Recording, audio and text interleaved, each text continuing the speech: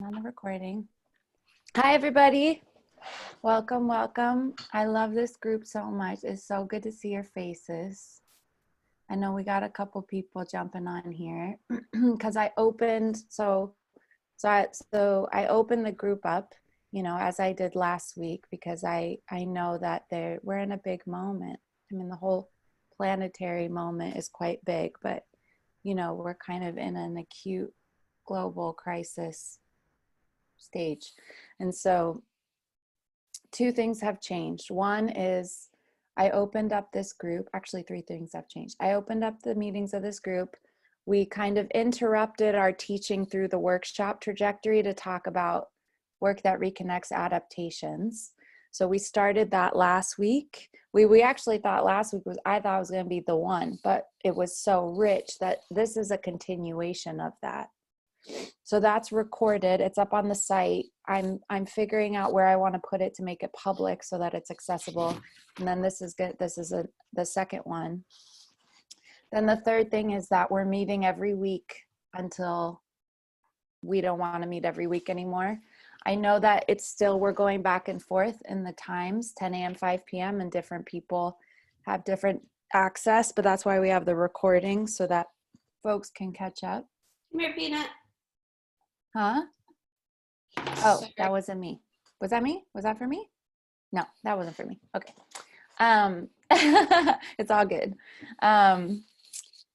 So if anyone has hopped on here for the first time, I'm Lydia. I run the group, but this is a group of about 90 facilitators from all over the world, and a chunk of people come online for the live meetings. Some people watch the recordings. We all have different schedules. We've been meeting for about a year now, but it's pop on and off anytime. It's kind of a rolling thing because I just wanted to have a place where facilitators, either people who want to or have been, can just come together and talk about skills and tricks. And then also for me, because I've been studying so deep with Joanna for the last 10 years, I want to help empower facilitation of the work that reconnects, just period, and in the especially during the transition where Joanna's phasing out, and it really is about the community of facilitators.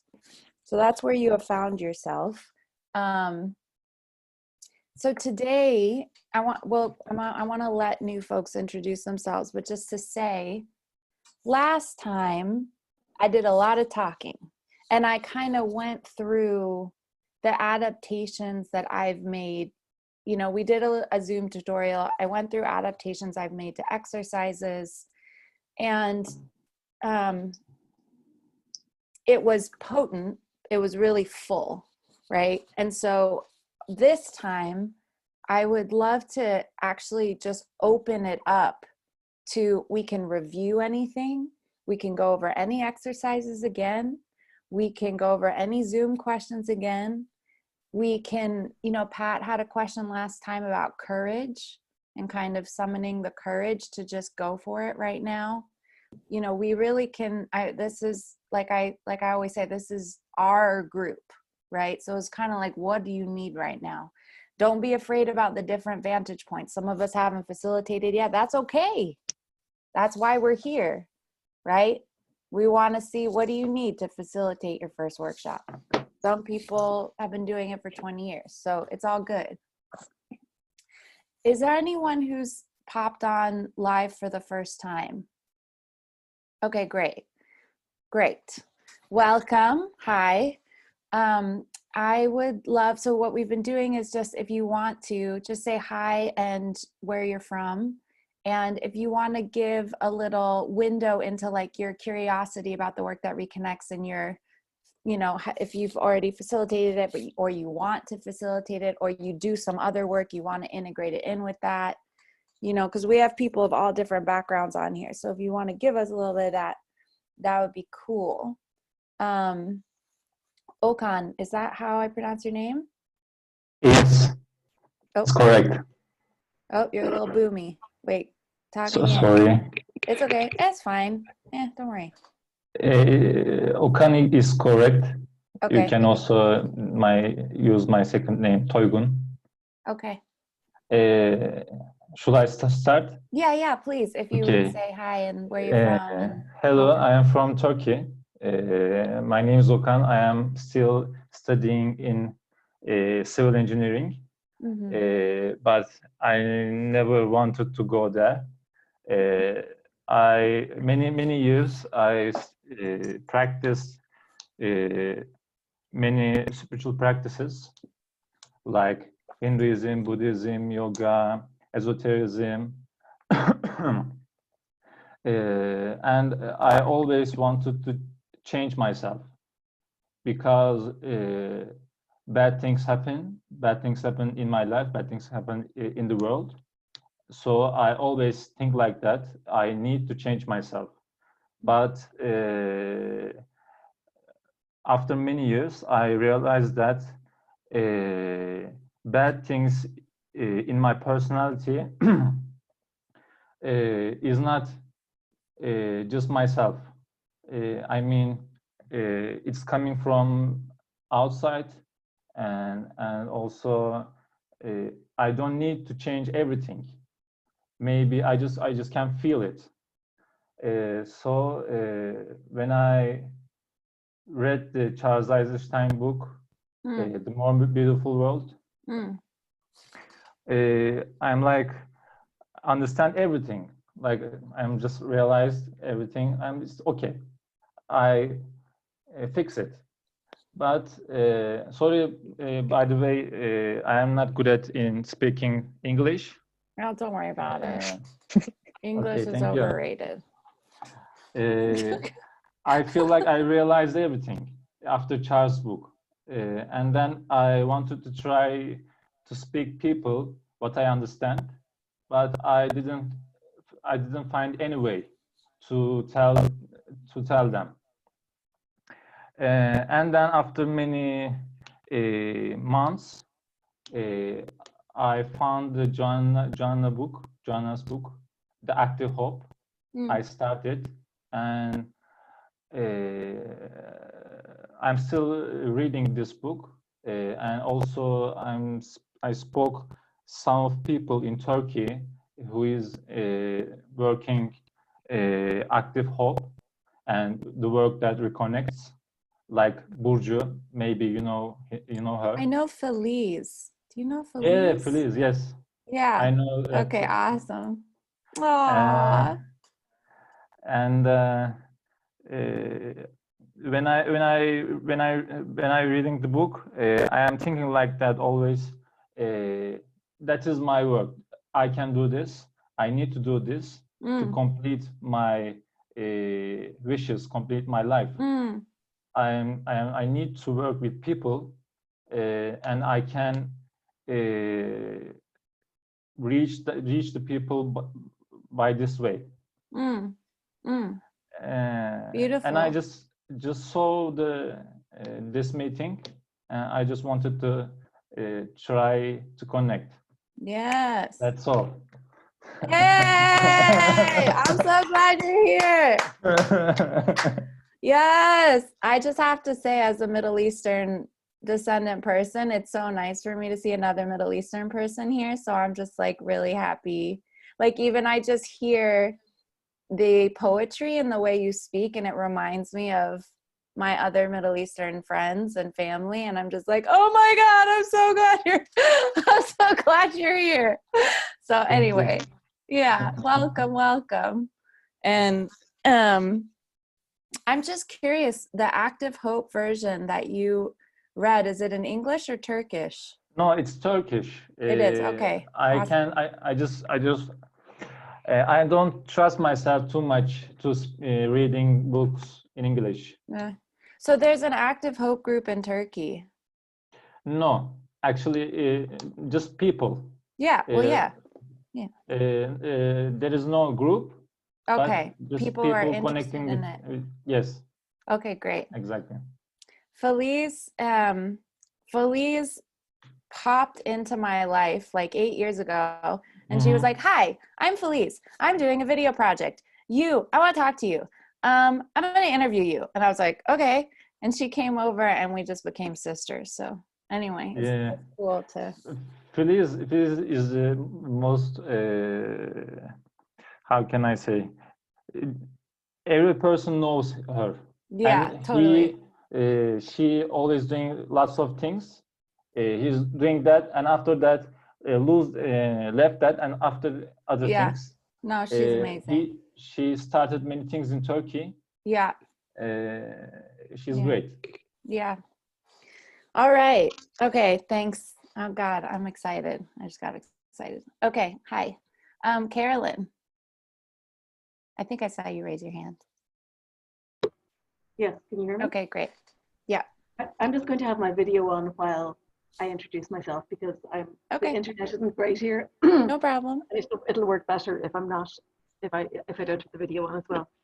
So I'm here in the west of Ireland, and I trained with Joanna about 15 years ago in the United States, and then moved home about 10 years ago, and I haven't done anything. I've done lots of things. I haven't done any of the work that Reconnects in the last 10 years. I've been doing other somewhat related stuff. And then at the beginning of the year, I've been watching your webinars. I've been watching the recordings. This is the first time I've been able to come, but I have a plan to co-facilitate a virtual workshop with somebody on Saturday week.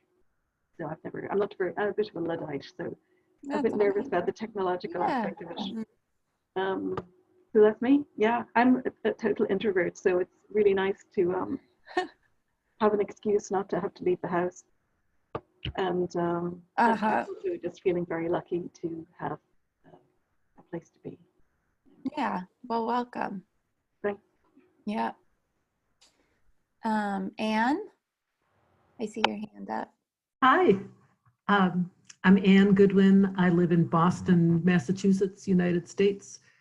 I'm so glad this is at a time that works for Eastern time and other people around the globe. It's so exciting to see you from other continents. So I've been facilitating the work for 3 or 4 years, and have been thinking about, how to translate some of this onto online. And also I'm part of the InterHelp Council. So InterHelp is a group, for those of you who don't know, that is, it's been around for decades, and its purpose, it's started by people who had studied with Joanna and just kind of met as a support group. And now is more like a nonprofit, like hub for work that reconnects in the Eastern US. And we were just starting to talk about how we can really foster community and bring the wisdom of the work that reconnects to bear. Given that we have this big mailing list and we have connections and we have skills, how can we really, support people and develop leadership and help people go online and all of that at this time. Awesome. Welcome. Thanks. Anybody who's not on video, who's here for the first time, wants to say hi? Okay, cool. Hello? Hello, can you see me? Can we? I haven't found you yet, but I will. It's Lydia from Alabama. Oh, hi! What's up, friend? Okay, sorry. That was great. Okay. This is my first time in the group officially. I have once had the privilege of sitting next to Lydia Violet and joining in from Alabama once back in October, I think. So here I am. I am in Alabama, and I'm ready to facilitate online and learn as much as I can about how to make these spaces sacred, with integrity, intelligence, collaboration, sensitivity, and a sustainable pace, how I can work, how it can be something that I'm offering with others that doesn't become something that's really too much to take on. So especially with just, I think this is a big part of it. It's just so much screen time. So balancing that with land time. So I'm really, really, really grateful to be here and to learn from you all. I know y'all been doing this for a while already. So thanks for having me.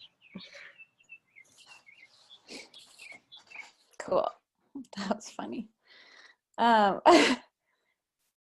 So we can open it up. I just had an idea.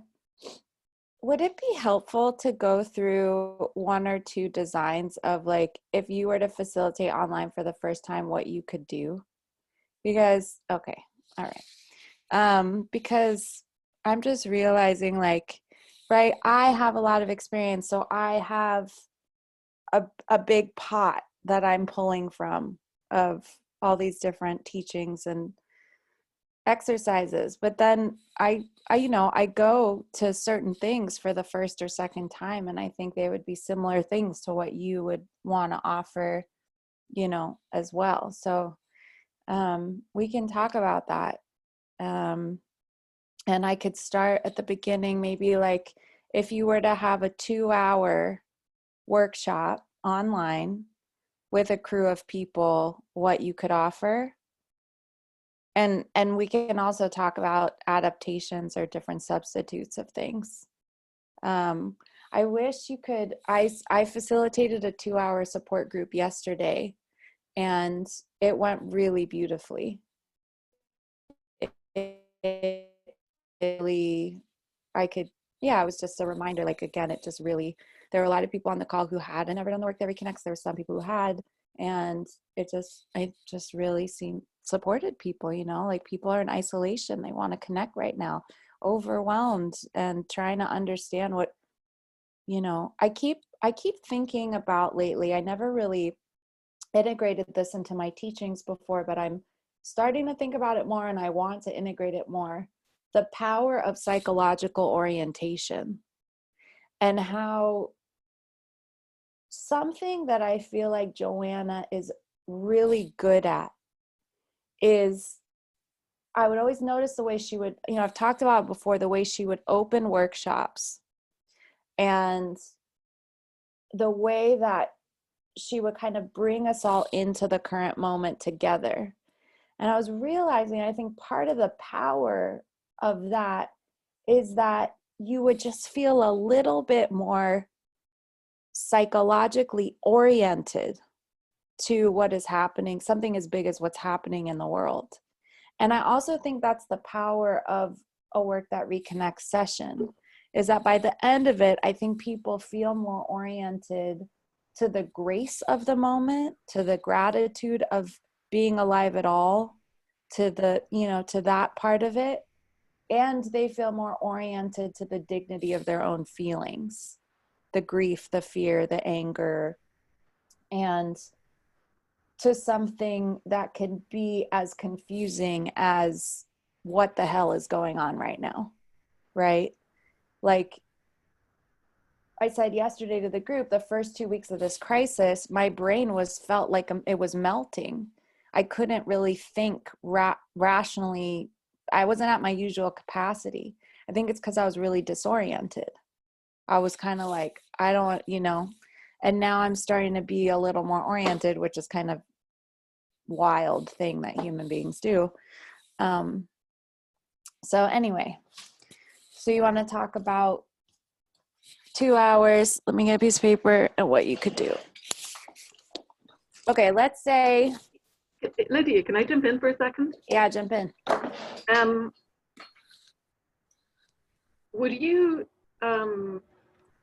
Would it be possible to sort of give an example, just off the top of your head for a couple of minutes? Do that, like give that psychological orientation to get a taste of it, of how you do it? I could. I think that teachings from the Work That Reconnects are really good at this, especially teachings like the 3 stories of our time, which I have taught through in other recordings. So And I think that when people first pop on, right? So let's say you have 10 people that come to your first online gathering. I do think that context setting is important. And I usually say something like, like, welcome folks. Thank you so much for being here. I am. So first I say who I am so that people have some idea of who's holding space for them, just in case, right? So I am, and you have shown up at, you've shown up at a session where we're going to talk about how we're doing with what's happening in the world. I'm rooting it in Joanna Macy's work, which is a body of teachings and group exercises that have evolved from going into community and really just asking people, how can we metabolize our feelings, our struggles, our gifts and strengths about what's happening in the world and what we have to offer it. So I give a little, right, so that people have a little bit of orientation. So today I'm going to talk a little bit. We're going to have, maybe you'll do we're going to have introductions. Then I go through the structure. We're going to have introductions. Then I'm going to offer a teaching from the work that reconnects. We're going to do an exercise, and then I'm going to, maybe there's poem or song or something like that. So I get the logistics out of I share the logistics so people have some idea of the pillars. But Joanna always said people like to know what they're going to do. So set that out a little bit. Let them know, is there going to be a break? Is there this? Because it helps them relax into trust. You're looking out for them. I guess it's that orientation thing again. They can start orienting. Where is it that they've shown up? I mean, the work that reconnects, when you read the description, it's not that easy to imagine what you're about to do. Most people show up because they see pain for the world and they're like, oh, I need that. They don't actually know what we're going to do, right? So it's good to lay that out in the beginning. And then once I've gone through the logistics, then I might say a couple words that are more kind of like, like it's no secret in this time that it's an incredible gift to be alive and to be here, to be part of life on planet Earth. And we found ourselves in a convergence of crises like the world has never seen before. And we wake up inside all of this and are expected to act and figure out who we are. And so we're here for the next couple hours to create a little space where we can rest, where we can find some solace, where we can talk freely about these things, and where I'm going to offer resources from this woman, Joanna Macy's work. Even just, I think, saying something like, I don't know, what do you think? You just heard me say it. Yeah, that's beautiful. Yeah, thanks. It's helpful. Anything else folks like to say in the beginning?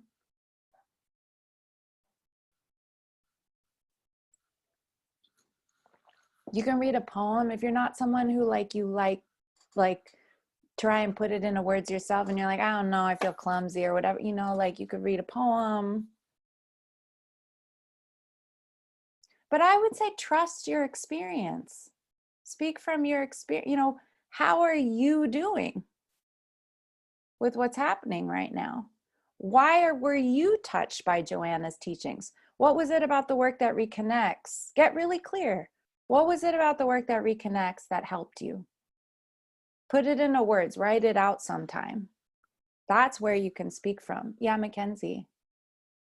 I was just gonna offer and ask if this is something you ever do, Lydia, but when I facilitate, I love just guiding people to ground and get present in their bodies and just come and help arrive to the group. And I personally will use a couple minute guided meditation type technique, or get people anchored with their breath or different embodiment exercises in the very beginning to help with that orientation. Is that something that you is along those lines kind of that you're expressing, or is this right?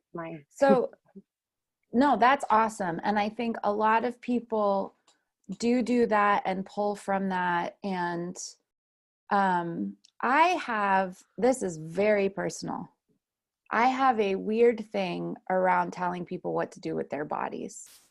And so I don't actually tend to as much start a workshop by guiding people to all do something together, because I have an aversion to that when I'm in workshops. Because I just, it's just a thing that I have that I'm working through. And so I tend to not start with asking everyone to breathe together or anything like that. But that's just because I'm figuring out my own relationship to dogma and agency and consent and all of those things. But I am not saying from this place what you should or should not do, because this is a very as a facilitator, this is a very personal journey that I'm on around that stuff. So a lot of people do that, and I think that it can be really helpful.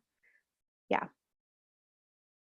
Lydia, what I liked about what you did is that psychologically you gave both kind of the brain food of what was going to happen, but you dropped people down into their hearts as well by talking about the moment we're in.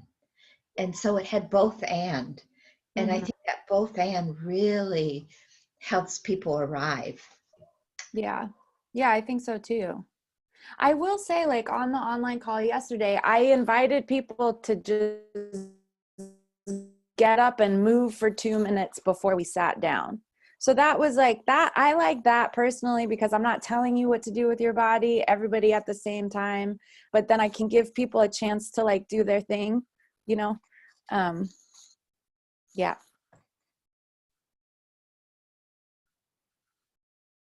I see Rachel says she includes a land acknowledgement. I think that that's extremely invaluable. And I've seen people doing that, even though we're all in different places, kind of just saying like, take a moment to think about, you know, the people who were and are still on the land that you live on and you claim as your home, and you're, you know, the people who are indigenous there. However, we have a whole section on, oh yeah, the somatic autonomy line. It's true. I usually say you have full somatic autonomy in this space. You can get up and you can go, you know, do whatever it is that you feel like you need to do with your body. We might be sitting, you might need to stand up. We might be standing, you might need to sit down. It's all good. You know, you do what you need to do with your body. And I will say, you know, I love the Great Ball of Merit meditation.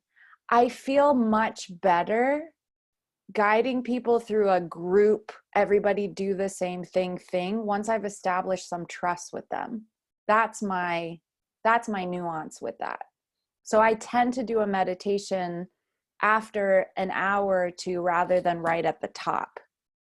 But I also know that I think like another way, maybe my adaptation way of getting everyone kind of focused together is to teach everyone a song and to sing a song together.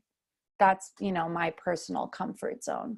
So maybe that's my version, is like other folks lead meditations, I teach a song, and that's how I feel like I get everyone kind of present together. Yeah, Anna. So I don't know if I should. I can see you, yeah. Okay, you can see me. What comes to my mind is to just tell about the situation we are now in this crisis we are now, because when I think about it, I just felt it right in this moment that we are in some kind of I can feel closer to you, because I feel that we are real in a kind of crisis, and this crisis is very similar to us, and we can have many different feelings with it. So just simple saying what is going on and what is it for me, and maybe asking for sharing emotions connected with this, it brings me to this view of interconnectedness, that we are all earthlink being, and we are all connected to each other. We can feel closer. As I think about, like, as we are on the great ship, and we trying to manage to force very inconvenient circumstances on the ocean, and we are all in the same ship. So it brings interconnectedness, closeness, the feel of danger also, but in the same time, gratitude. Yeah. Yeah, I think that's beautiful. You're saying, like, you could simply speak to the crisis of the current moment that we all kind of are waking up and find ourselves in. And, you know, I'm finding that I have a lot of different people coming on to when I just put the blast out online and saying, like, hey, I'm running a Work That Reconnects support group. Here's the link. Feel free to join it if you want. And I post on different groups. There's people who are coming on who've never done anything like the Work That Reconnects, right? And part of the reason is because there's a lot more people destabilized right now than is kind of like normal, right? And so more people are going, well, what's going on? And I'm a little freaked out and I don't know how to resource. So I think it can be, I think what I would include in speaking to the commonality of the current moment is to also make sure that you include a few different perspectives, right? So there's certain things that are happening right now, like I'm seeing poems written, you know, and the people stayed home and they did this, they did that. I find that poem very problematic because it is only from a single perspective and it does not speak at all to the people who are facing the most suffering right now. So I saw that poem posted to a group, and the person who posted it didn't realize there was a person in the group from Wuhan, China. And this person was very harmed by that poem because it invisibilized and it trivialized the suffering that his hometown was going through, understandably so. And so I think, you know, we don't want to get caught up in that as facilitators of something built in wisdom traditions. And again, I think this is something Joanna is very good at, and something for us as facilitators to become good at, is to be able to bring in nuance and multiple perspectives when we're trying to speak to a collective experience. So and it can be really simple, right? It can be like, even my personal, if someone asks me how I'm doing right now, I say, I'm lucky, I'm grateful, I'm lonely, and I'm stir crazy. I'm all of it. I'm all of it.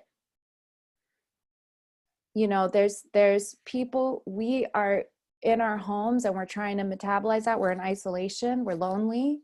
And there's people who have lost family members. There's people who have died. There's people on the front lines wearing plastic containers on their faces, face masks, and Lord knows what else. So I think it's helpful to build trust and to just honor that whenever we want to bring in the global experience, to just speak examples from a couple different, to make sure we're bringing in different perspectives. I'm saying this to everybody. Does that make sense? I think it's part of us, you know, deconstructing our power and privilege and bringing in more vision into our facilitation. All right. So we've gotten through the first 5 minutes. You've oriented people. You've oriented people to your session. Do a land acknowledgement. Set out your logistics, and then I think introductions, right, are really important. So you could do introductions. I did the same introduction that I usually do that I find helps me as a facilitator. So I ask people for their name, their pronoun preference, explain what that is if anyone doesn't know, where they're, where they're from. Because I think, one of the we're all a little zoomed out, right? And one of the beautiful things about Zoom is that you see all these people you're in cahoots with that you usually might not ever run into, right? In Turkey, in Boston, in Atlanta, in Alabama, in Poland, in California, right? And so it's nice to hear where people are from. And then I asked, and one sentence about why you're here. One sentence about why you're here. I really like that prompt because I feel that it gets people, the workshop starts, right? And then I orient as a facilitator to the needs, to the curiosities, to the people who have showed up for today. Are there other introduction prompts that people really like?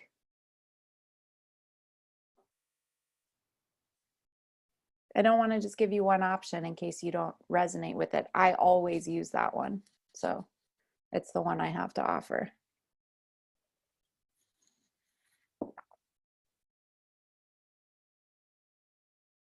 I think a quick gratitude. People can share something that they're grateful for. People can share. Yeah, I don't know. I just really like that one. I don't think I would. Yeah, I don't know. That's just me though. That's my personal facilitation style. Okay, so anyway, you can look up introduction prompts. There's lots of them. So you do your round of introductions. I keep it to a minute. I make sure I say thank you to each and every person afterwards, right? So thank you, reflections, mirroring. These are all really nice facilitation tools, especially when we're all isolated and lonely and we don't feel seen and heard by anyone. So I think, I try to mirror even just a little bit more on my online sessions. Mackensey, I'm just looking at you because you facilitate even more than the work that reconnects.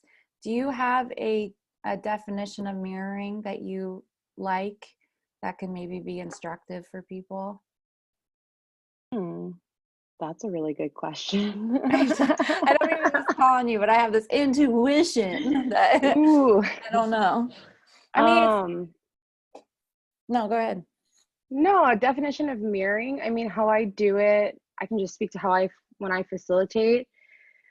One, I'm really focused on what I am doing, with my body and my eye contact, and how I am actually physically being present with that person, even online. So that's super important to be focused and not taking a text or message. That's first and foremost, the most important thing to me is for that person to visually and physically feel my presence.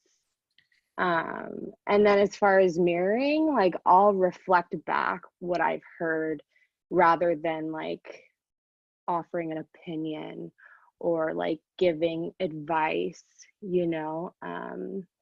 it's always about acting as a reflection. And even sometimes I'll use the words, that I I hear you saying this, and I'm glad that I'm really glad you're here. And leaving it at that, rather than I hear you saying you're experiencing a lot of deep grief, and this is a great technique you can, or adding something. I try really to not add anything, but just reflect back what I heard so that the person knows that they were heard and listened to. And again, like I said, body language and eye contact and all that is just as important virtually as a person, in my opinion. People can they can feel when you're listening. So yeah. I'm going to do a quick example of the way that I mirror. Thank you, Mackensey, for sharing your own thoughts about and your tools about how you mirror in your workshops. I'm really glad to hear that. Quick and easy, what did this person just offer? Thank you for sharing you know, the truth of your experience. Thank you for sharing. You don't even have to get super descriptive with exactly mirroring, I think, what they share. You know, it's just kind of like, and then, yeah. So that's kind of like what mirroring is. I think that can be really important. You know, I might not do it every time because I don't want to become dogmatic as a facilitator either. So I have my own things with that. God, I want to tell you guys something, but I don't know if it's you know, NVC, nonviolent communication. Last night, so I have one roommate and we're going crazy, but trying to have fun. And last night we started doing video skits about a new conscious communication method called SVC, slightly violent communication. And we started doing all these skits about it, and it was the funniest thing I've ever done. Anyway. But NVC uses mirroring, so that's what made me think about that. We're all going a little cuckoo. Anyway, if you're friends with me on Facebook, we're making skits and we're going to put them on Facebook about our teaching and modeling our SVC method. Anyway, okay, so workshop. So you've done introductions, maybe you've done some mirroring, and let's say you have 2 hours. I would do the spiral. I would teach the spiral, and I would teach it not only as a tool, you know, for the work that reconnects, for our roadmap, for our time together, but I teach about it as a tool for going through a day, for, you know, sitting with, realizing I have difficult emotions happening and sitting with it. And so I think just taking 15 minutes and teaching through the spiral and giving those bullet point teachings for gratitude, for honoring our pain, is orienting and resourcing for people. I know if there's people who are on the call for the first time and you're just like, so are you going to do it right now? I have done it in all these past videos. I could do it again. I can. I mean, I could sit here, we could sit here and I could teach through the spiral. It's up to you all, what you want. I am here as a resource.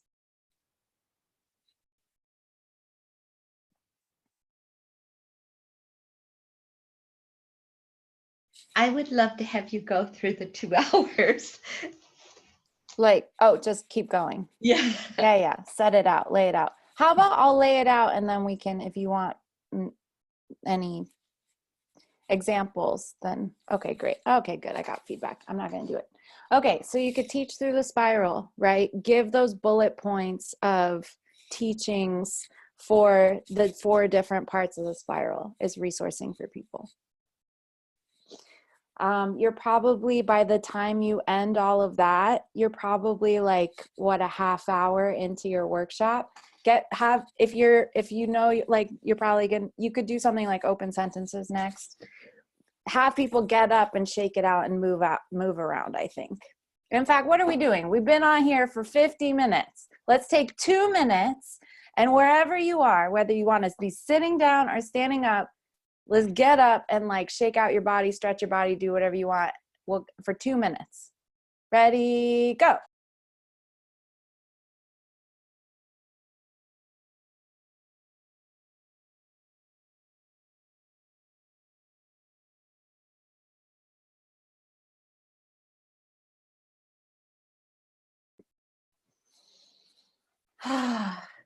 I've been reminding people to take eye breaks, close their eyes or look away from the screen. Yeah, that's a good thing too.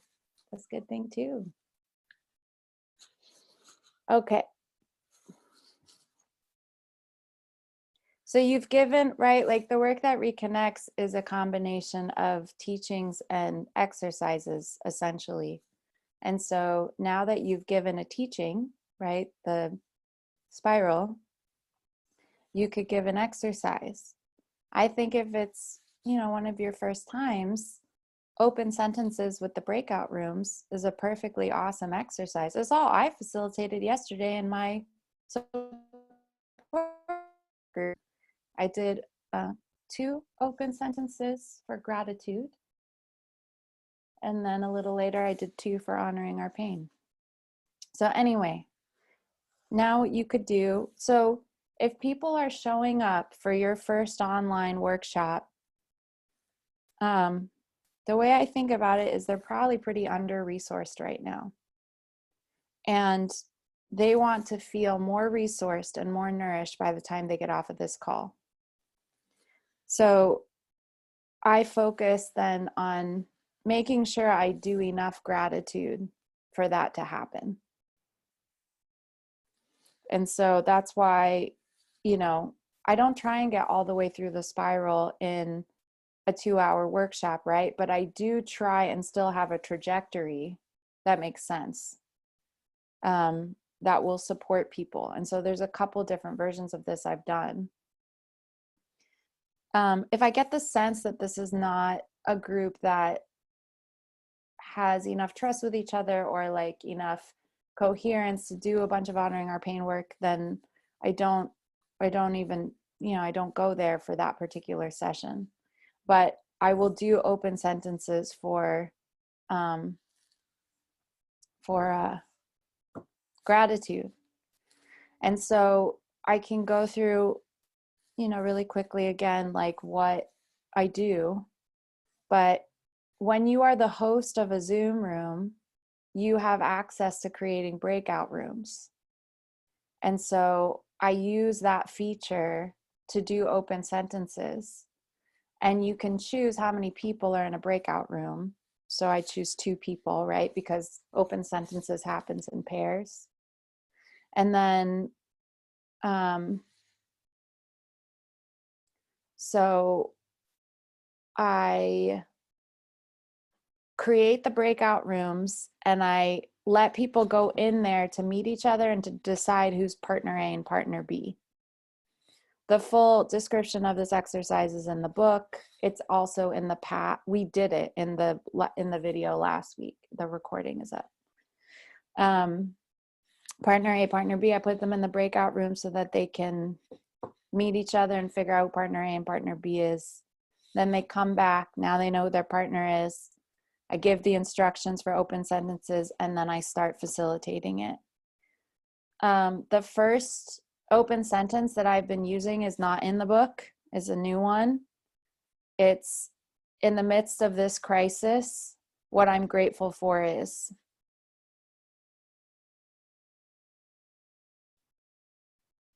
And I like that because it's very relevant. In the midst of this crisis, what I'm grateful for is. I also really like doing some things I appreciate about myself are, because again, my goal is for people in isolation where it's me, myself, and I, to feel personally nourished within themselves in relationship to themselves. It's not like they're going out and interacting with 100 people. Most people are with, you know, just themselves and 1 or 2 other people right now, or their dog. So, and you could even be like, in the midst of this crisis, I appreciate some things I appreciate about myself are, you know, like you can kind of tag that beginning on to any of them.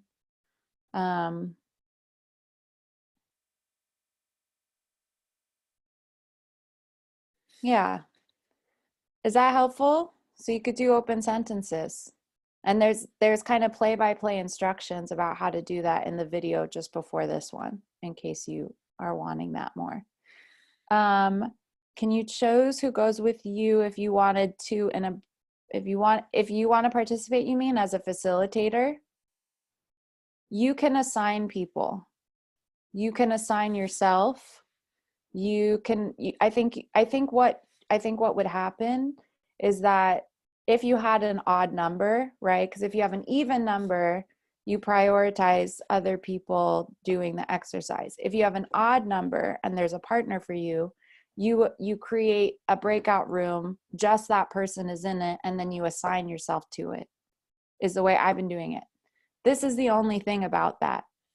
If you do it like that, usually if you stay in the main room and the participants go to the breakout room, they can ask you for help, right? So you can, if someone's confused, if something's going on, they can trigger a message and it says, this breakout room is requesting help from you. And then you can go join it. I don't believe they can get in touch with you if you are in a breakout room. Maybe there's a way though that I think I've done it, but I can't remember. And so I don't want to give instructions I don't 100% have, that you can stay in the main room with that one person and do open sentences with them in the main room, right? In this room that we're all in right now. And then someone can still get in touch with you if they need help. I think a really good idea before you facilitate is to go on your Zoom room and try out all this stuff and get clear on how. There's also a webinar, I think this weekend, just on the technical side of facilitating Work That Reconnects online through the Work That Reconnects network. So they're probably going to go through the technical detail. Oh, it already happened. Okay, then there's a recording of it that I'm sure they're going to put up about the technical side. Any questions or ideas about open sentences? Because I think essentially that's the exercise you could use is open sent. Would you ever do one group of 3 for open sentences if you have an odd number? The timing would get messed up because you would, right? Because everybody is 2 minutes or 2.5 minutes, and then you switch everyone. If you had one group of 3, you'd have everybody else sitting around for 3 minutes while that third person goes. What I would rather do is pair that person with myself. It just, for me, I find it makes facilitating a little easier, a little more graceful. Usually if there's a group of 3, either everyone's waiting around for them to finish or they don't each get as much time or someone gets skipped. So that's at least my experience. Any other questions? Hey, Lydia, one thought I was having is like, it seems like what will likely come up if the prompt is, what is one thing you're grateful for in this time of crisis, is sort of what you were speaking to earlier of like, this is affecting different people, like we're all in the boat together and it's affecting different people in very different ways because of our identities and structural oppression and stuff. So just any framing on like do you talk about that before you do the exercise, or do you kind of like wait to see what comes up and then address it in the, I don't know, just any thoughts you have on that? Yeah, I think a great time to frame gratitude is when you teach the spiral and you're in the gratitude teachings, right? Yeah. Because I think if you do it before the exercise, people get confused that they're going to do the exercise wrong. Yeah. So I think, at least in my experience, so I think if you have specific teaching, specific nuance that you want to bring in, that I think is important to bring in, is good to do that in the teachings part of gratitude. So you could, you can say, I love giving the political teaching from Joanna, right? If you've ever seen me facilitate, I say that every time. Right. So the teaching is, when you live in a political economy that wants you to feel needy and insufficient, so you buy things, to claim what you have with you and at your back is a subversive political act and fundamental for treating the shadow side of capitalism and the way it affects us psychologically. So, right, that affects everybody. And then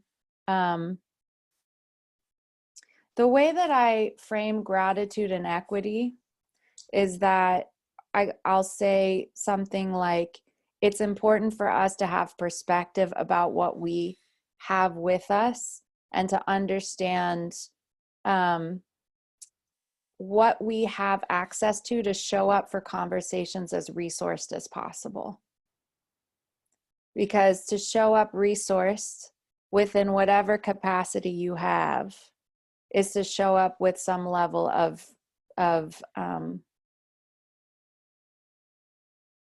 the tools that you have access to, bringing them to the table and understanding that, you know, there's diversity within that. I might just like say something like that.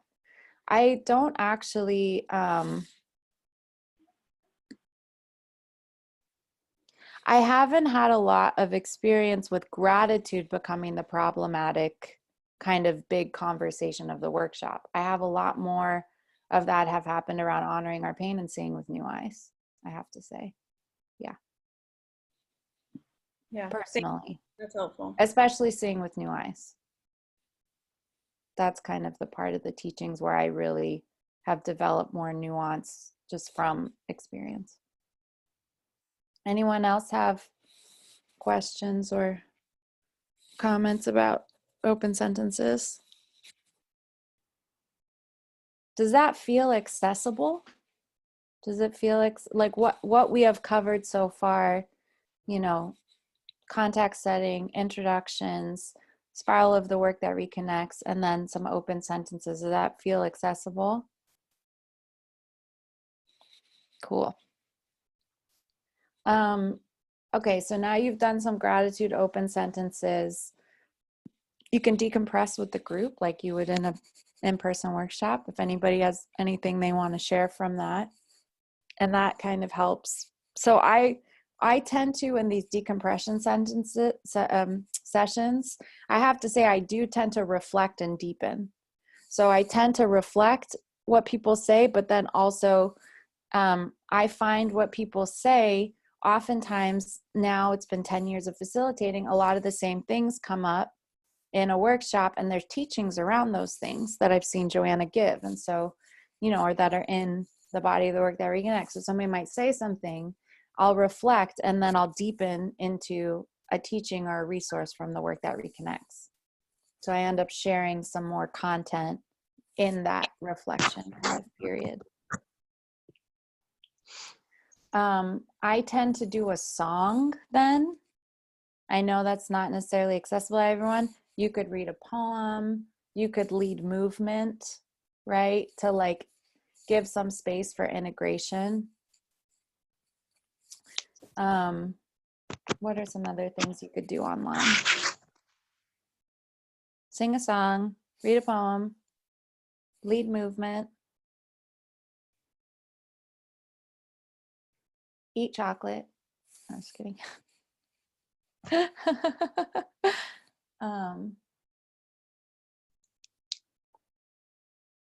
Those are my go-tos personally. Does everyone feel like they have a tool to intersperse in between exercises and information and all of that? 5-10 minutes? Yeah, the singing together, I teach everyone a song, but everyone's muted. So people still get to sing. They still get to sing along with me. They still get to hear my voice, but we don't do the whole group sing because of the delay and it doesn't sound good. And then from there, I might contextualize and frame for, you know, a couple minutes, honoring our pain again, why it's valuable, why we respect it, why we do it, and then do a couple open sentences around honoring our pain. In this time of crisis, some things that are challenging me or challenging feelings that I'm having are. When I see the crisis, what I feel is. And I give people more time because it might take them a second to warm up to expressing those things and putting them into words. And it's just a more vulnerable share. So I gave them 3 minutes. They asked for more time yesterday, so then I gave them 5 minutes each. Something that I think is really important to remember on Zoom is that you're not hearing and seeing everyone, right? So as a facilitator, it's important for you to remember and imagine into the kinds of things people are sharing and the kind of space they're going to be in when they come back, because you can't actually see and hear them. they're off screen to you. They're in their own breakout room. So I think it's important while you're sitting here kind of like, in the main room, that you imagine into, not everyone's sharing the deepest, most, but that you imagine into the variety of things that people are sharing and experiencing right now and are going to be coming back with. So that when everyone comes back, you could take a couple breaths. You can have people decompress again if you want them to, so that you get a sense of whatever. And you're kind of getting on to the end of your time by now. My guess, like yesterday when we finished open sentences on honoring our pain, I think we had 25 minutes left. So I decompressed with the group. I said, if there's anything anyone wants to share from that, please feel free. We did that for like 10 minutes. And then I ended with the Great Ball of Merit meditation, which I said last week. I love facilitating this one, especially when it's like, okay, we need to integrate and nourish so that we can all move out on into the day now. The Great Ball of Merit meditation is what I ended with yesterday. It was beautiful. I can't remember if I have done it on recording in this group yet. Does anyone else remember? You don't think so? Okay. We could do it at the end of our session today if we want, all together. And then everyone said bye to each other. And then I gave resources for how people, could either get in touch with me after, or that is an ongoing group, support group. So I gave the resource of like, if you want to meet with us again next week, you can do that. Just so that people felt like if there's any loose threads, if something's happening that I didn't see for someone that is dysregulating them or whatever, like I give them an opportunity to get in touch with me. Okay, that's 1 2-hour version. What do you think?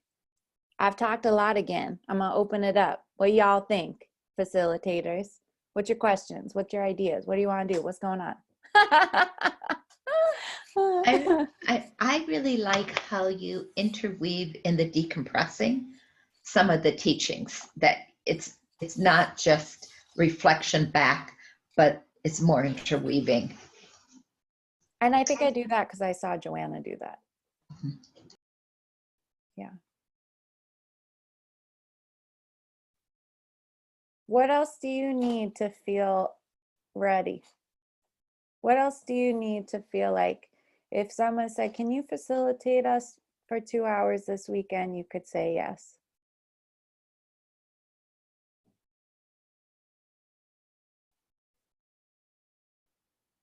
You ready? Everybody ready?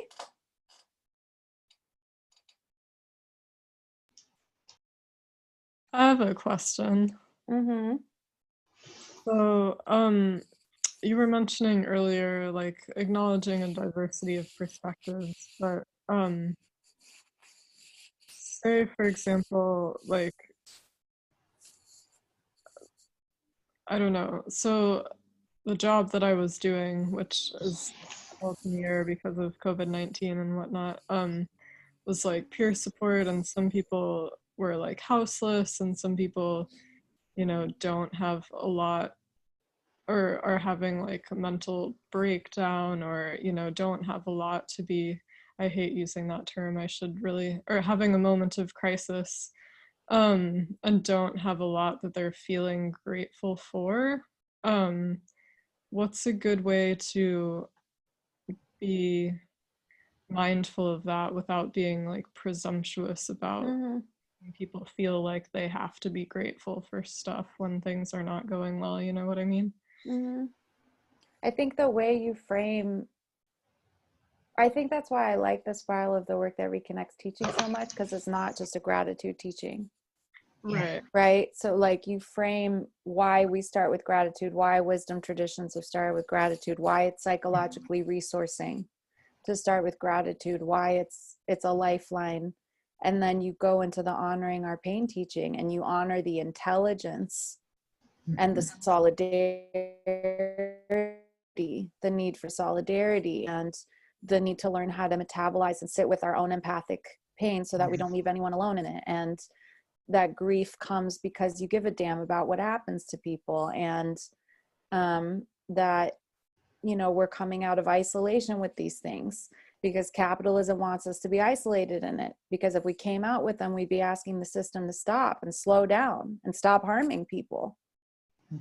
Right? So that these are all things that you can, like, it's all part of that spiral of the work that reconnects teaching. So I think you're right. I think framing is really important, and you don't want to teach gratitude in like this bypassy way. And I think that's part of the power of the work that, what's going on? What's that? I think that's part of the power of the work that reconnects, is it's not a spiritual bypassy thing, at least in my experience. And I'm allergic to that. Me too. Right? It's really, I've found it to be very impactful in the way that it simultaneously makes space for gratitude and telling the truth about suffering, telling the truth about what people are going through and the situations that they're in. So I don't know, those are just some of my own, like, Taya, is that helpful? Or Yeah, definitely. And I'm definitely like jumping in new to this stuff, but it's just, all good. It's a good question. yeah, when I hear the word gratitude at the beginning of things, it makes me a little antsy because I'm worried about doing what you're mentioning that triggers you of just like, be grateful without like, but I'm just, yeah, like I understand that the work that Reconnect addresses that, but I'm just trying to be careful about how I approach it so I don't accidentally just like shove gratitude at people who don't want to feel that way. You know what I mean? Yeah. Yeah, and I think, you know, I think it's important to understand how you would say it before you teach a workshop. So I think, you know, I've definitely had privileged folks in workshops that, you know, kind of that bring up the focus on the positive cosmology, and I've learned how I want to speak to that, you know, in a way that feels inclusive to them. So I might, you know, if somebody brings that up in a group, then I might say, I really value, you know, the desire to be able to understand the resources that we do have, that we can have amnesia to. I really value, you know, I always affirm first before I'm about to tear it up. No, just kidding. But I affirm it first, like, because it's real. Like, you know, there's all these things I appreciate about understanding what we have. And then I say, and it's a violent cosmology towards suffering, because it tells people if I'm honest about what I'm afraid of, it's going to happen. That is bullshit. Thank you. If I'm honest about what I'm upset about, I'm going to manifest it. And then, I have certain phrases I say a lot, but that's because I find them applicable. And I'll say, how can we understand accurately the medicine if we cannot be with and understand the wound?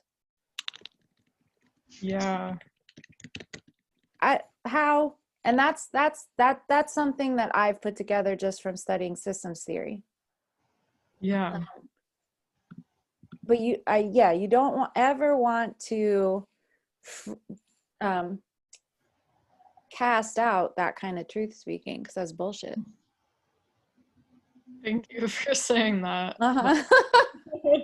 That's really affirming. Yeah, thank you. And it doesn't mean we all just know how to metabolize pain. It doesn't mean we all just know how to not paralyze within the bones of our own empathic pain. That's why we're here. Yeah. To try and resource each other, to try to understand how to do that. together in this time so that we can keep showing up in whatever capacities we want to. We don't just kind of drown in the ocean of our own sorrows because we're conditioned to isolate within them, that we come out of them and we feel some semblance of dignity with each other, that we care about what happens to each other, that we're trying to understand what the medicine looks like, that we're trying to understand what the wound is. That is one of the greatest expressions, I think, of humanity right now, is to ask those questions. To simply ask, how are you doing with what is happening in the world and where you have woken up and found yourself?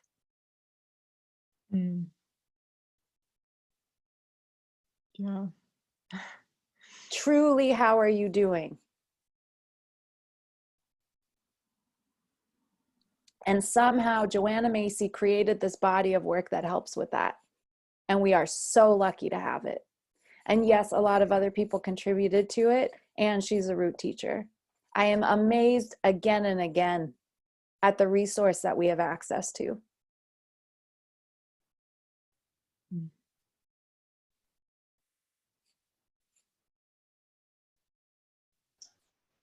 Lydia, I have a question. You know, usually when we're meeting in person, we have an agreement part. Oh, yeah. And how that came up for me was imagining, you know, in the decompressing, if someone steps in and tries to fix someone or do something like that. Yeah. Yeah, agreements in the beginning. No, I think it's just as important in an online space. You know, what are they? There's confidentiality, right? What is said here stays here. A great way that Adrienne Marie Brown frames it is leave the stories, take the details. What did she say? No, leave the details, take the lessons. Take the lessons, leave the details. Yeah. So there's confidentiality. There's not referring to someone else's share or ask, or no, it's just not referring to other people's share. There's noticing, take space, make space. There is, I've started adding, like, if you notice trigger, like if someone has said something and you notice trigger, that before you say anything, you put your hand on your body and take 3 breaths. I ask for that.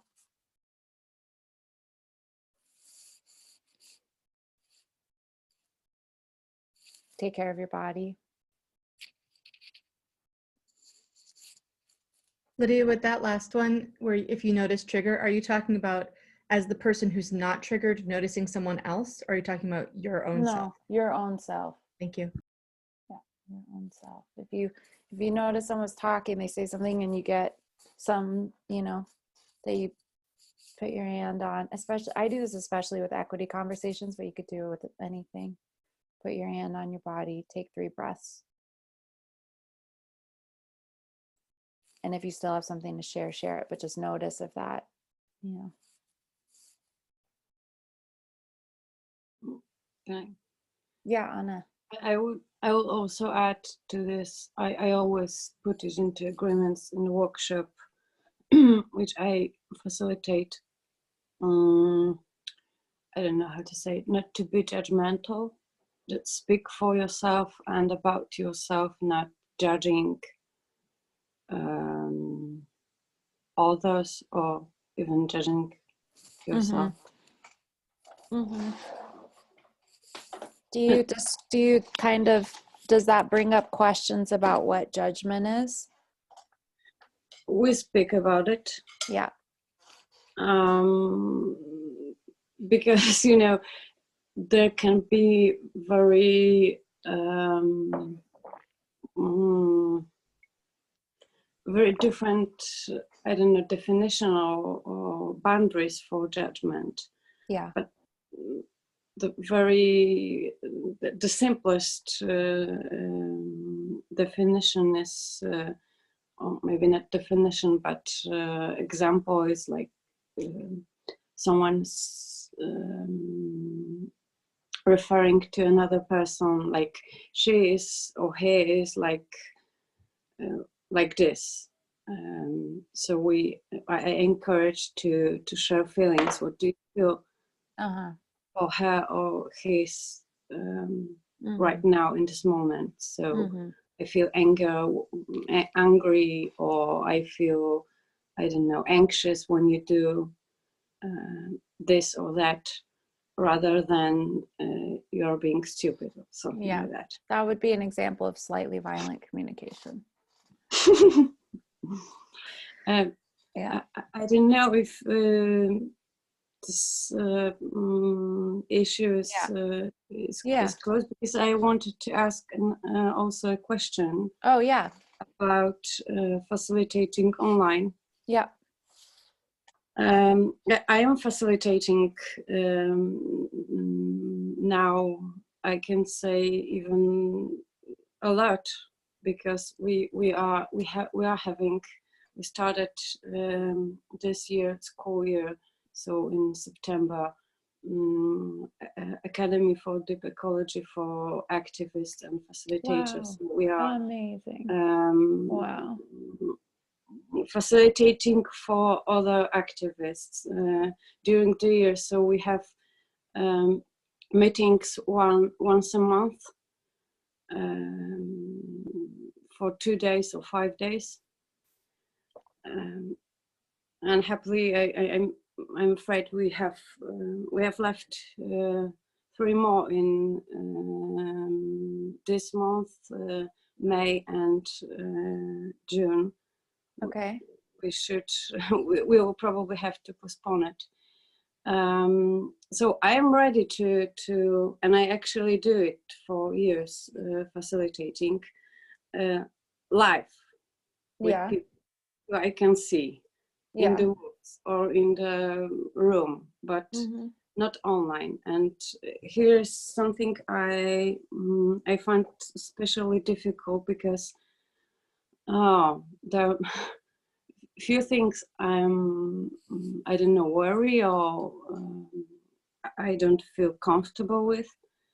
So the first is contact. I feel that I do not have even here the contact with all of you, because I cannot see all of you. Or this contact is not this well as we were sitting in the same place. And the second is wait, let's talk. Let's go one by one, because I think it might help other people too. Is that okay? Okay. Can we go the one second at a is time? very connected with this first one. Okay, So okay, go for it if you wanna. When you deepen some exercises like this open sentences, for example, and some strong emotion can fill up, I have no idea how to deal with it online. I'm afraid I will not feel comfortable online when some strong emotions will come up.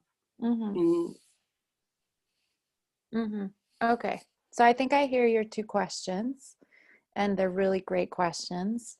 I can address the first one, and then maybe we can have a group conversation about the second one. So here's the thing about online. It's not the same as in person, right?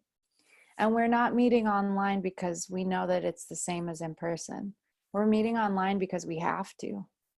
We're meeting online because the situation is making it that people could really use doing some work that reconnects online, some people. And so as a facilitator, even now, like I do have to keep reminding myself, I look at the non-video participants, to the number at the top. Okay, there's 5 people, non-video participants. Let me remember that it's not just the people I'm seeing, but I have to remember there's also 5 people who are just listening, right? And so it is true, like there's different things that I think you need to notice and adapt to because it's online and it's not in person. And so I think what I try and focus on is understand about the things that aren't the same, that are different, and what that could feel like. And also try and imagine the things that are, and see the things that are possible that aren't possible in person, that are also feeding us right now. So for me, a big thing is how international this group is right now. I don't get that when I facilitate in Washington State. We got Brazil in the house, we got Poland in the house, we got Turkey in the house, we got the United States in the house. Like, and so I think that just noticing that. But yeah, the feeling of intimacy, I think it's going to be different. It doesn't mean it doesn't exist. And that's what I think a lot of people get afraid of with facilitating online, is that it's a vacuum. And I think part of the facilitating, and getting the experience of it is seeing, like, actually, there was a woman on the call yesterday who's, she's paralyzed, she's stuck at home. It was so nourishing for her, deeply nourishing, to come online and be on the call with us yesterday. It was not a vacuum for her, but you can see it like it's so easy to imagine like a vacuum, because you're like, hello, like, is this anything? So I think it's not going to be the same. It is going to be different. And then just trying to understand and see the ways that it's different. And, us as empathic people, like, how can we try and, it's not, I don't think you're going to feel oriented right away, maybe ever, right? Like you do in a room with other people where you can kind of really feel it like that. But it doesn't mean nothing is going on, right? So I think you have to kind of imagine into that a little bit. Use your imagination. Make sure you're like, okay, these people, we all still here together. We got the non-video participants. Anybody else have thoughts, ideas around the contact intimacy kind of online piece? Anne? So a couple things. I was in a workshop the other day where, now I've never done this, but I liked what he did. He actually had us imagine that we looked around the gallery view and imagined that we were sitting in a circle. And imagine what our bodies would be like if we were physically in the same room. My picture's like this next to Lydia and Okan. So I would imagine, one of you is on my left, one of you is on my right. I might look across and see Patricia. So that actually helped me, think of us as physical bodies. Toggling between gallery view and speaker view. So gallery view, you see the whole room, but if you switch to speaker view and the speaker's face is much bigger, then you have more of a feeling of intimacy with that speaker. So that's I find both those modes useful.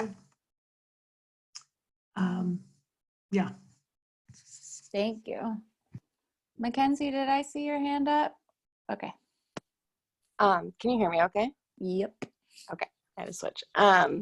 So something that I've found useful, just facilitating virtually and having like bridging that kind of intimacy gap, is I've played with like having items like in my space that I'm like in a circle to just help me like connect with, like, you could get, like, if you have 10 students, you could have 10 stones or 10 beads. Wow. And have them sitting in a circle. So it's like I am, and that is like the representation of the circle. Or you could draw it on a piece of paper. So that's something I've found helpful. Wow. I love that. That's awesome. Next time I'm going to bring a bunch of flowers and I'm going to put them in a circle and you're all going to be a flower. And yeah, Elizabeth?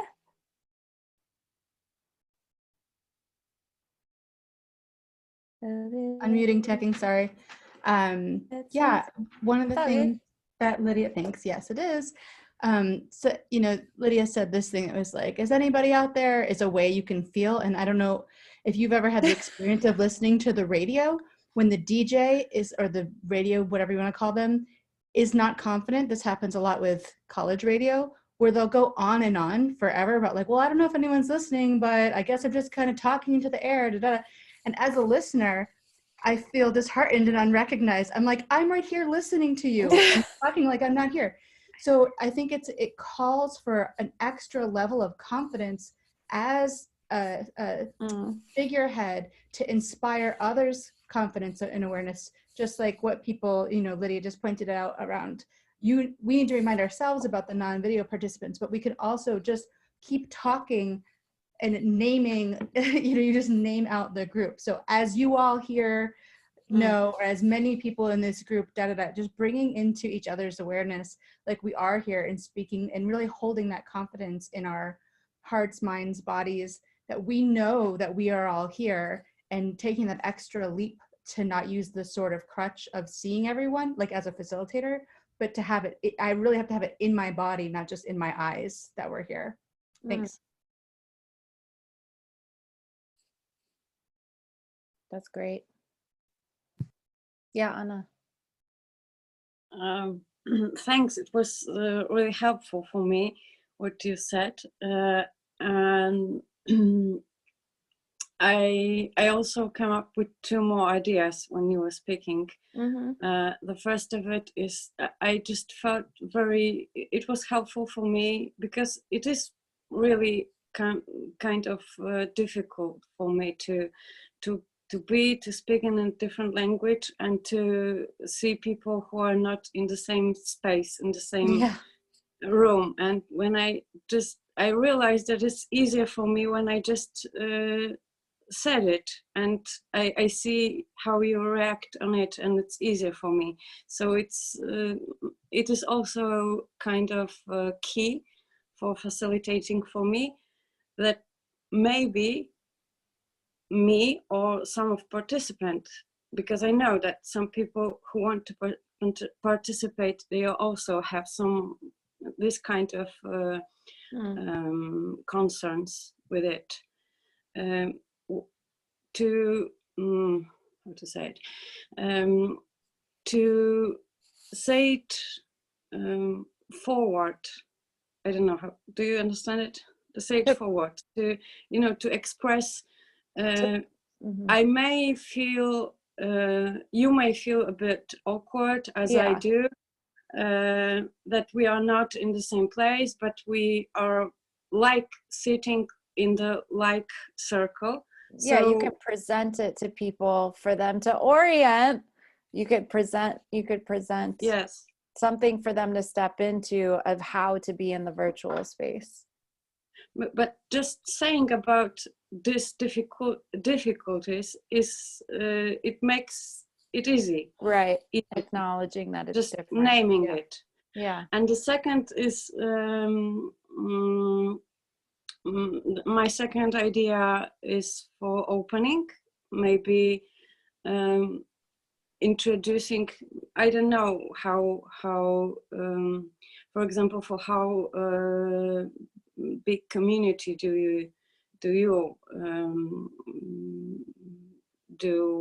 your online workshops, but if it's not a big and everyone can introduce himself or herself, we can say, they can say about the place where we are now, what's around me, where is the north, south, west, and east, where is I can show in my physical area where, for example, Pollyanna is. So it will be. Oh. It will be. So you're west, just a little south. Yeah. So it will be somewhere. That's there. Awesome. I like that. Brazil is that way. Okay, cool. So I think we have a couple good ideas about how to like feel a little more intimate with people in the space. Maybe we could talk a little bit about what if people have big emotions when, you know, as we're doing this. I mean, I think I ask myself, well, what would I do in the live group? What of that can I transition to an online group? And then are there other tools that I have that I can use because I'm online? So that's just one way I would ask myself how, you know, the tools that I have access to. I mean, I think there's also the differentiation of people are having big emotions and they need something from me or the group, right? So there's the like, it's okay to have big emotions and you're allowed to have them and we don't feel like we need to rescue you. And then there's like somebody's having big emotions and they do need some support right now. So that's a thing, that's your job as a facilitator, is to have tools to be able to discern that. You can just ask also if that feels like the way you need to figure that out. Sometimes people don't need additional anything, and that's good. You just kind of keep an eye on them. But I think if somebody does need support, I think that slowing down, reminding someone that you're right here, you know, which I think is helpful online, to just say like, I'm right here, or we're right here. We're right here. It's okay to feel your grief right now. Or, I mean, there's so many different ways it can show up, so it's a little hard to be directive with it, but I don't know if other people have ideas about how, and this is like, I'm assuming we're not doing a truth mandala, right? Because it's like, if we're doing a truth mandala, that's the whole, like, people can, it's a space for you to be able to be and do. I'm assuming this is like, we're decompressing and someone's having a big thing happening and we're figuring out how to hold each other, you know, with that.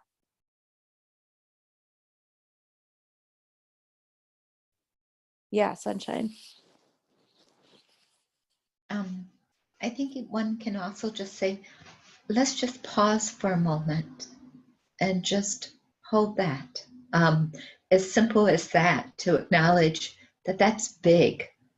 Or can we take a moment and just be with that? And that's the difference between having to do something with it and just providing some holding space. Elizabeth, do you have your hand up? No, it just never came down from before. Oh. I don't know if I do that or you do that. Let me I'll do it. then. Okay, I did it. Yeah, I think checking in with the person, you know, like, would you like some more support, or do you want to just, you know, would you like us to keep going and you can care for yourself?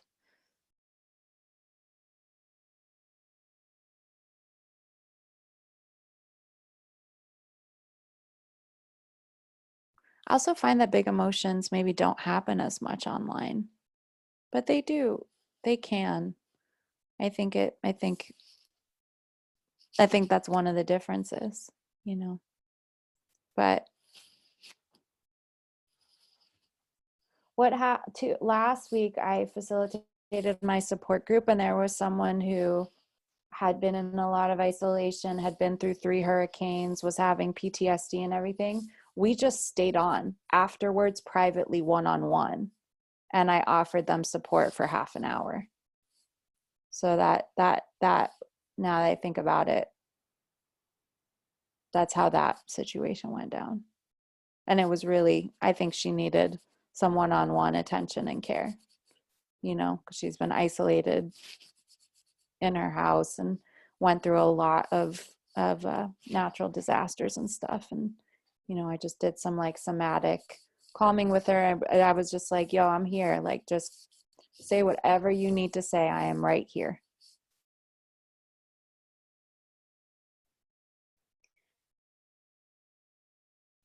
Well, we got 19 minutes left. Any other questions or thoughts that would be helpful to talk about with this group before we log off and you're going to do your own prep to see if you want to offer this online. Any other, it could even be just like, I don't have the courage. Where do I find it? You know, whatever. I'm going to try to frame a question. Okay. So this Sunday, we're going to have our first online meeting of a group that's been going on monthly, emerging facilitators and facilitators getting regionally together. And I'm listening to the times, and I was going to perhaps, every time we do an exercise, and this time it's my turn to do the exercise in the middle, basically. I had thought to do something about going forth, but I'm I'm really rethinking that in light of where we all are right now. So I think I'm going to do a truth mandala. Mm-hmm. And my question is, I have about an hour. The number of people who'll probably be there is 1, 2, 3, 4, 5, 6, maybe 7. Yeah, so I'm just wondering, in that hour, I'm guessing that it will complete itself. In other words, we'll be able to sense when it's finished. Yeah. And so I want to be able to come into it and also take us out of it. Yeah. So one thing that's important when you want to do Truth Mandala online is that if you can email everyone ahead of time and ask them to bring the objects to make their little ritual, you know, to the circle, so that people don't have to jump off and go find the leaves and everything. I think that you know, is helpful. And then I think a way to get into it is the same way that you do it, you know, live. You say why we're doing it, what it is.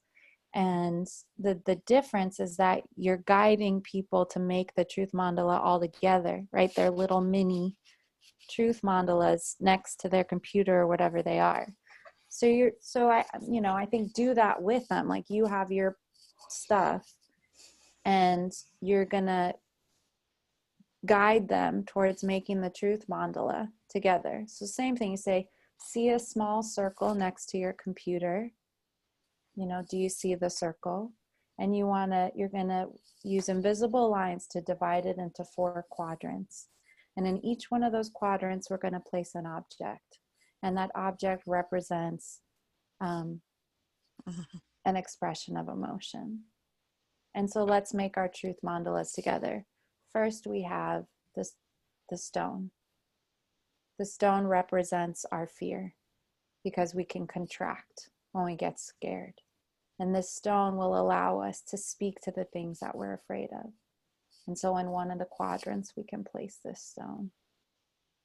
And now so you can see how it's similar from how we do it in person, but it's different in that we're all creating it together, our own individual ones, right? You just guide that process. And then it's very similar guidelines. You can speak in your mother tongue, you can, you know, all that kind of stuff.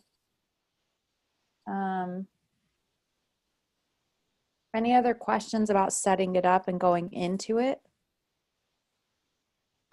Well, I guess in the past I went into it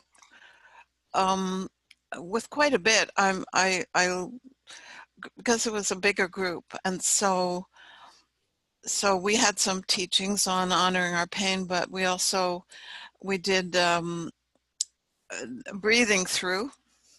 I showed everybody about breathing through before we even got to it.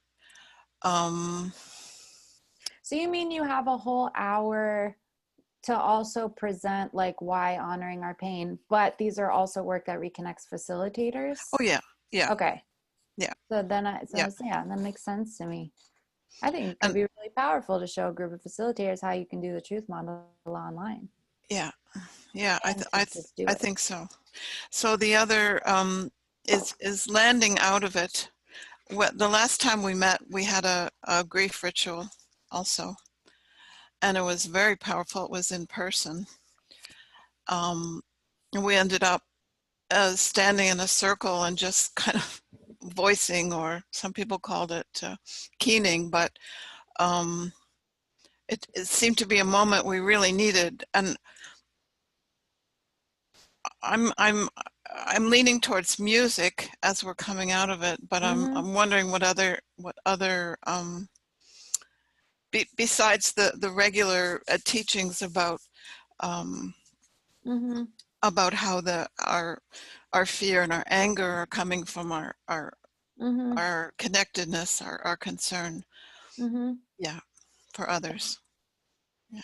How can you come out of a truth mandala? And it just made me remember I was going to do Great Ball of Merit. So let's spend 3 minutes on this, and so that I have time to do Great Ball of Merit. But songs, poetry, silent journaling.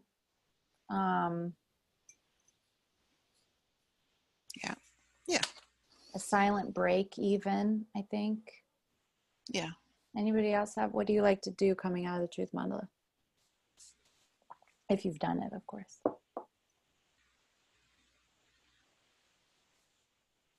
Movement. I just love a song. Yeah.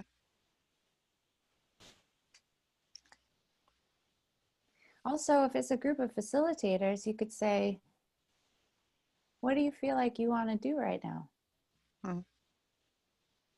How can we learn from the experience that the facilitators are having about what they could really use after a truth mandala? What are they wanting for integration? That could be a really cool learning.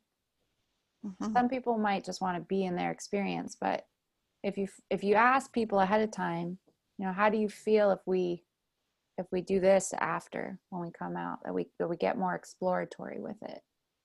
Maybe there could be some information in it. Yeah, that works well. We usually have a debrief, actually, too. We call it a debrief, but at the end, after the exercise, and how that, you know, how we each are individually in it, and of course, but those kinds of things, like what you're just saying. Yeah. Yeah. Lydia, I see your hand up. Do you have a quick question, or is it a big question? I think it's a quick question. Okay.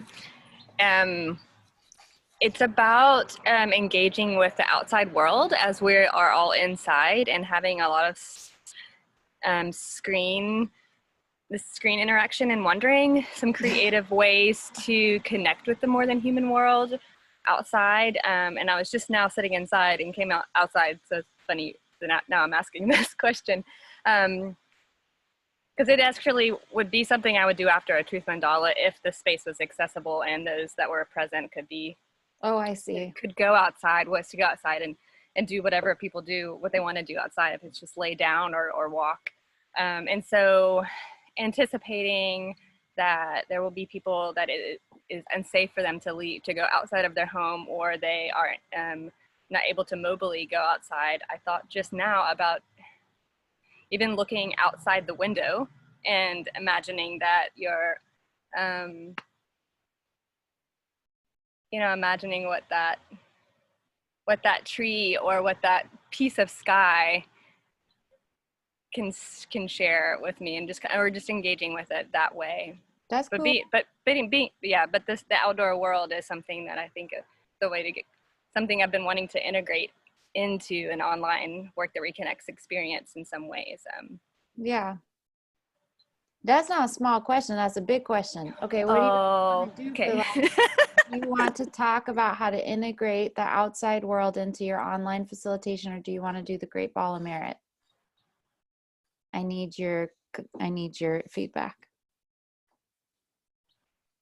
Either one is totally fine. I just what you want to do. I think if you're asking me personally, I would do the Great Ball of Merit as just to experience this as a group. And I can chat afterwards with folks about it. About integrating outside STEM. We do have the Slack channel too. Oh wait, okay, before I do the Great Ball of Merit, I do want to Just give me a second. I will serenade you while I find what I want to share with you.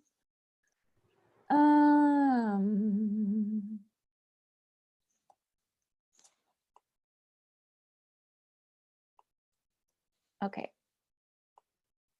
All I'm doing is putting in the link to this group in the chat so that for folks who aren't a part of it or are here for the first time, you can see kind of the whole scope of the group. Okay, I see calls for the Great Ball of Merit, and then I think let's meditate on how you integrate in the outside world, and we could come back to it. Okay, so we're going to end with this practice from, it was given to Joanna in the north of India when she was studying with her teachers there, and it's called the Great Ball of Merit. It's very good for the healing of our world, and it'll take about 7 minutes, I think. So go ahead and get comfortable. This particular meditation is very good as an eyes closed meditation because it has visualization as part of it. So if you're comfortable, go ahead and close your eyes. Using a couple breaths to just bring your attention into yourself.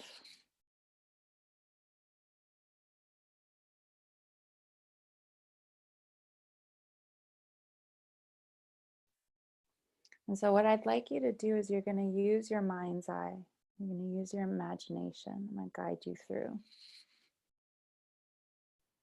So I want you to just see yourself, almost like a bird's eye view. See yourself in whatever space you're in.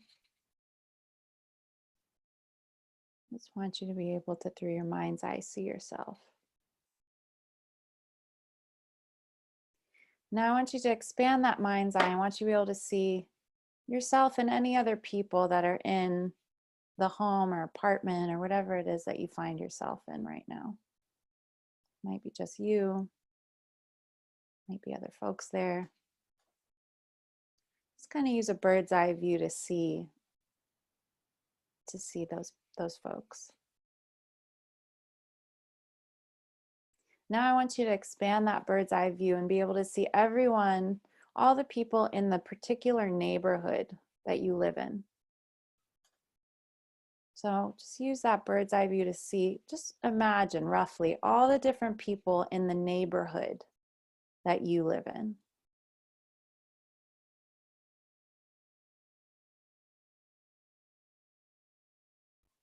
And now I want you to expand that bird's eye view and see all the different people in what we call a city or a town. Just try and roughly imagine and see all the different people in the town that you live in.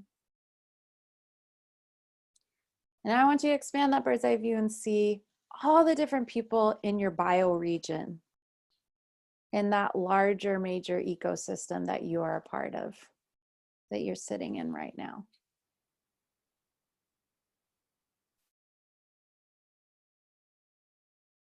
Now I want you to expand that view, and I want you to see all the different people on Turtle Island, or in what we call Europe, or in what we call Asia, or in what we call the Middle East, or in what you might know of as the older name for the larger body of land that you're a part of. I want you to see all those people.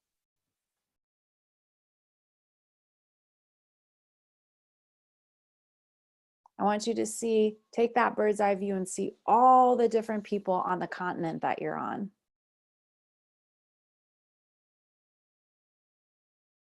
All the different people.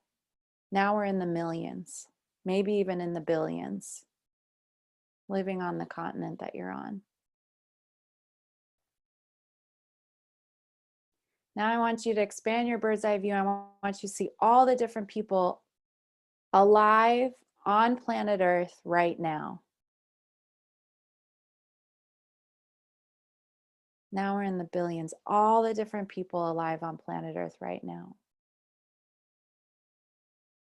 And lastly, I would like you to be able to see in your mind's eye every single human being that has ever lived and that lives now on planet Earth.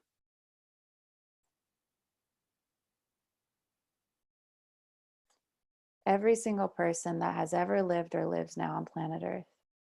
And bring into your knowing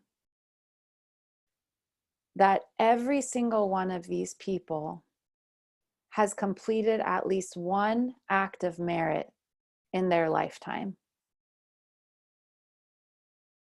Every single one of these people having completed at least one or acted at least one act of merit in their lifetime. And what you're going to do is I want you to see these acts of merit, and you're going to take your arms with your eyes closed, and you're kind of going to start sweeping them towards you like you want to make a pile of these acts of merit. You might see them as little gold specks. You might see them as balls of light. You might see them as drops of water, whatever it is. I want you to take your arms with your eyes closed. I want you to see these acts of merit, and I want you to start sweeping them towards you. And you're going to kind of like start seeing a big pile of these acts of merit. So you're sweeping them, and you almost can just like shape this big pile of these acts of merit towards you. And once you have these acts of merit in front of you in a pile, you just keep going and going. I want you to take your pile, and I want you to start shaping it with your arms and your hands into a ball, kind of the size that you would be able to carry in your arms. So you're starting to kind of shape these acts of merit into 360 degrees into kind of a ball. And once you have this ball, I want you to hold it in your arms in front of you.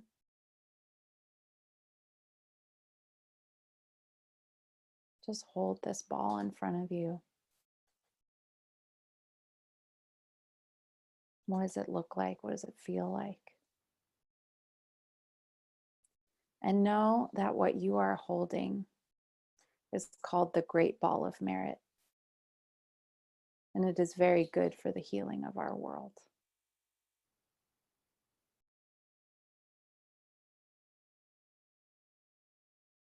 Just feel the weight of it.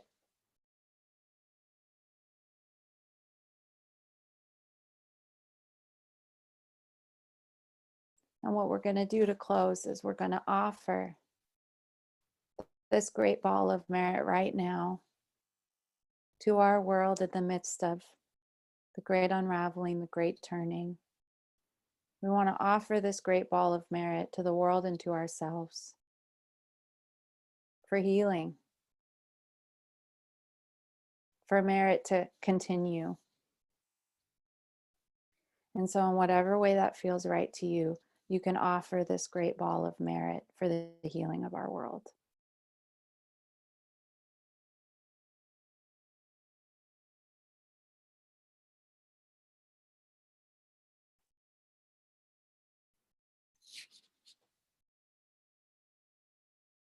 And once you've done that, just keep your eyes closed, take a couple breaths.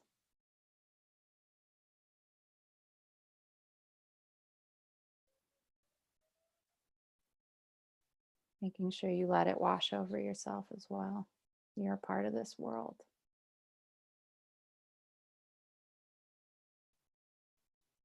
And as feels good to you, you can open your eyes.